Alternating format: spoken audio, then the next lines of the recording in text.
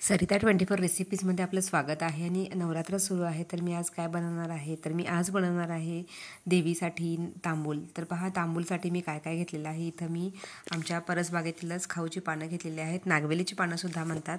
त्याचबरोबर इथे मी डिशमध्ये पहा सुक्या खोबऱ्याचा कीस घेतलेला आहे.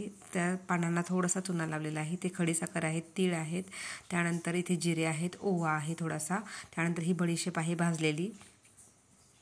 त्यानंतर इकडे मी कलरफुल बडीशेप घेतलेली आहे. त्यानंतर ती सुपारी बारीक केलेली आहे आणि हे सगळं मी एकत्र घेतलेलं आहे. यामध्ये थोडीशी वेलची आणि दालचिनीसुद्धा घातलेली आहे. तर तुम्हाला थोडीशी लवंग घालायची असेल तरी घालू शकता, कात असेल तर कातसुद्धा घाला. आणि हे सगळं मिश्रण आपल्याला पानं बारीक करायचे आहेत आणि हे सगळं मिश्रण आपल्याला मिक्सरला फिरवून घ्यायचं आहे. आणि पहा, यामध्ये गुलकंदसुद्धा मी घालून परत एकदा मिक्सरला वाटलेला आहे, कारण गुलकंद असल्याशिवाय पानाला चव येत नाही. आणि त्यानंतर देवीसाठी तांबूल तुम्ही नवरात्रात नक्कीच तुम्ही देवीला देऊ शकता. तर ह्या प्रकारे मी बघा यामध्ये चेरीसुद्धा घातल्या होत्या आणि कलरफुल असे बडीशेप घातले होते.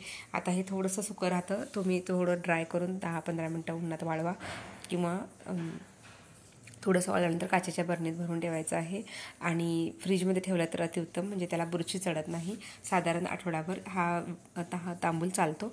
तर तुम्ही जेवणानंतर स्वतः खाऊ शकता, देवीलासुद्धा पान तुम्ही देऊ शकता. अजून अशाच रेसिपींसाठी सरिता 24 रेसिपीज या चॅनलला सबस्क्राईब करायला विसरू नका.